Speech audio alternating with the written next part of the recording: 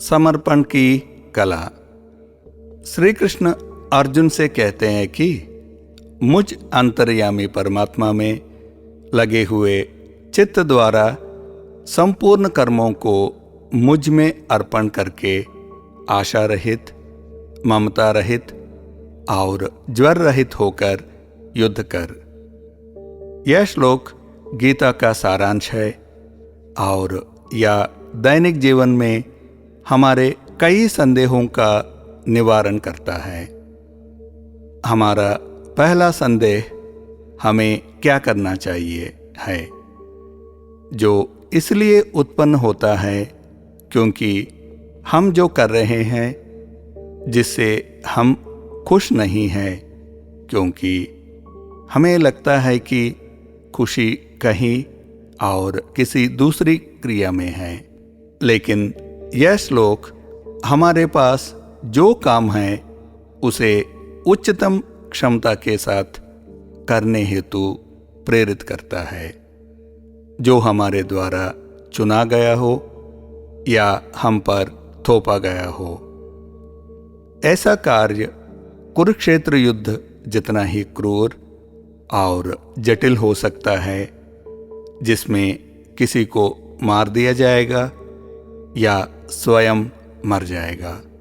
वैज्ञानिक रूप से हमारा जटिल मानव शरीर एक एकल कोशिका से विकसित हुआ है, जहां प्रत्येक क्रिया उत्परिवर्तन पिछले क्रिया से जुड़ी होती है। इसका मतलब है कि हमारे पास जो काम है वह हमेशा पिछले कर्मों की एक श्रृंखला का परिणाम होता है और कोई कर्म अकेले नहीं होता है। अगला प्रश्न है, हमें कर्म कैसे करना चाहिए? यह श्लोक हमें अर्जुन द्वारा सामना किए गए तनाव या विषाद से उत्पन्न अहंकार, इच्छाओं और जड़ को छोड़कर कर्म करने की सलाह देता है। इच्छाओं को छोड़ना हमें दुखों से मुक्त कर देगा, क्योंकि दोनों साथ साथ चलते हैं। हमारे सामने आने वाली बाधाओं को कैसे दूर किया जाए का उत्तर श्री कृष्ण ने सभी कर्मों और बाधाओं को उन पर त्यागने का परामर्श देते हुए दिया है। यहाँ श्री कृष्ण परमात्मा के रूप में आ रहे हैं। जब हाथ में काम जटिल होता है तो हम ज्ञान, शक्ति और अनुभव के संदर्भ में अतिरिक्त संसाधनों की तलाश करते हैं, जिनके पास यह है।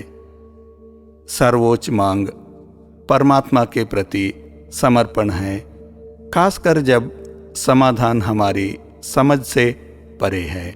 अहंकार कमजोरी और भय का प्रतीक है, जो अपने अस्तित्व के लिए भौतिक संपत्ति और मान्यता की मदद लेता है, जबकि परमात्मा पर सब कुछ त्यागने के लिए शक्ति और साहस की आवश्यकता होती है।